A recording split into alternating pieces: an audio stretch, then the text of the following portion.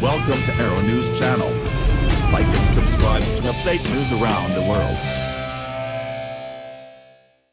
The Justice Department has given various congressional committees nearly 400 pages of additional text messages between two FBI officials who were removed from Special Counsel Robert Mueller's investigation into alleged collusion between the Trump campaign and Russian officials.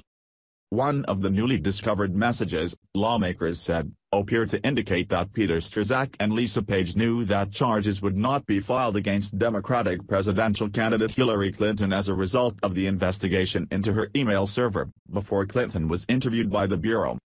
Strzok and Page were pulled off the probe last summer after it emerged that some of their messages to each other included anti-Trump content. Strzok, an FBI counterintelligence agent, was reassigned to the Bureau's Human Resources Division after the discovery of the exchanges with Page, with whom he was having an affair.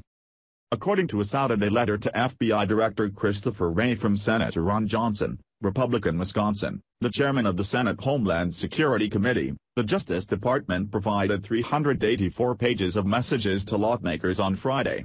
However, Johnson noted that additional texts sent between December 14, 2016 and May 17 of last year were not preserved by the FBI system. Panel goes on Hannity to react to the report. One exchange between Strzok and Page, dated July 1, 2016, referenced then Attorney General Loretta Lynch's decision to accept the FBI's conclusion in the Clinton investigation. Lynch's announcement came days after it was revealed that the Attorney General and former President Bill Clinton had an impromptu meeting aboard her plane in Phoenix. "Timing looks like hell," Strzok texted Page. "Yeah, that is awful timing," Page agreed.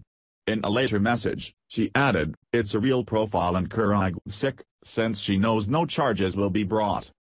Congressional lawmakers are reportedly looking into whether Peter Strzok and Lisa Page were behind some leaks to the media on the Russia investigation, reaction and analysis from cybersecurity analyst Morgan Wright.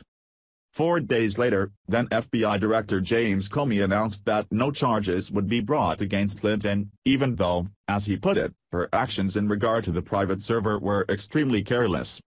Another exchange from the day before referenced a change to Comey's statement closing out the investigation. While an earlier draft of this statement said Clinton and President Barack Obama had an email exchange while Clinton was on the territory of a hostile adversary, the reference to Obama at first was changed to senior government official and then omitted entirely in the final version. Trump, texts between ex-Mueller team members emerge, calling Trump loathsome human, an idiot. Last month, the Justice Department released hundreds of text messages that the two had traded before becoming part of the Mueller investigation. Many focused on their observations of the 2016 election and included discussions of the Clinton investigation. Republican lawmakers have contended the communication reveals the FBI and the Mueller team to be politically tainted and biased against Trump, assertions Wray has flatly rejected. In Johnson's letter to Wray, he asked whether the FBI had any records of communications between Strzok and Page during that 5-month window and whether the FBI had searched their non-FBI phones for additional messages. He also asks for the scope and scale of any other records from the Clinton investigation that have been lost. A source on the committees receiving the texts told Fox News it was outrageous that the FBI had not previously indicated that the 5-month gap in the messages existed.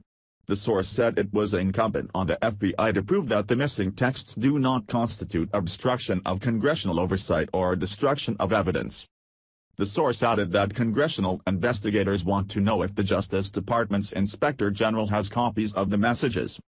Fox News' Jake Gibson and Catherine Herridge contributed to this report, along with the Associated Press.